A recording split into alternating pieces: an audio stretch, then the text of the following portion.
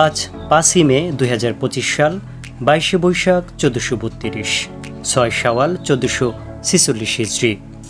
জানিয়ে দিচ্ছি আজকে বাংলাদেশের প্রধান দৈনিক পত্রিকাগুলো থেকে বিশেষ শিরোনামগুলো।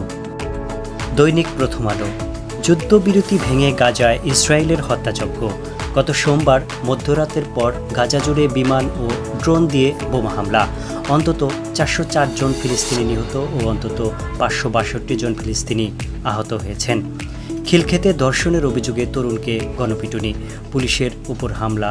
খিলক্ষেত থানার ভারপ্রাপ্ত কর্মকর্তা ওসি কামাল হোসেন প্রথম আলোকে বলেন, ধর্ষণে অভিযুক্ত যুবক মারধরে গুরুতর আহত হয়েছেন। দৈনিক ইত্তেফাক। আইএমএফের সব শর্ত মেনে আমরা ঋণ নিতে চাই না, বলেছেন অর্থ উপদেষ্টা।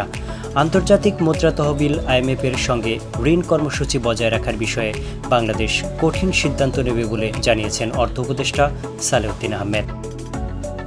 দৈনিক সমকাল। ভারত পাকিস্তান যুদ্ধ হৈ অবস্থা, প্রস্তুতি না নেওয়া আত্মঘাতী।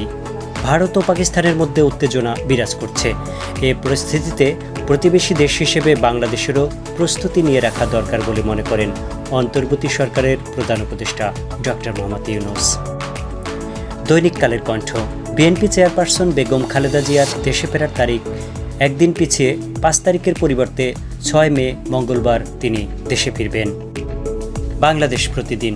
নারায়ণগঞ্জে রিমান্ডে সাবেক আইনমন্ত্রী আনিসুল হক। সাবেক আইনমন্ত্রী আনিসুল হককে রিমান্ডে নেওয়া হয়েছে। শেখ হাসিনাকে হত্যা চেষ্টা, মৃত্যুদণ্ডপ্রাপ্ত 9 আসামিসহ সবাই খালাস। শেখ হাসিনাকে হত্যা চেষ্টা মামলায় মৃত্যুদণ্ডপ্রাপ্ত 9 আসামির সবাই আজ খালাস পেয়েছেন। এই ছিল আজকের মতো বাংলাদেশ থেকে প্রচারিত বিশেষ সংবাদ। বিশ্ব বদলাচ্ছে, কিন্তু কিভাবে বুঝবো কোন খবরটা সত্য? কোথায় যাবে বিশ্বাস যখন শব্দের ভিতর লুকিয়ে থাকে চুপচাপ মিথ্যে? আমরা শুনি, দেখি, ভাবি, তারপর প্রশ্ন করি। রাজনীতি হোক বা বিনোদন, আন্তর্জাতিক হোক বা স্থানীয়, সব খবর সবার আগে পাবেন এখানে।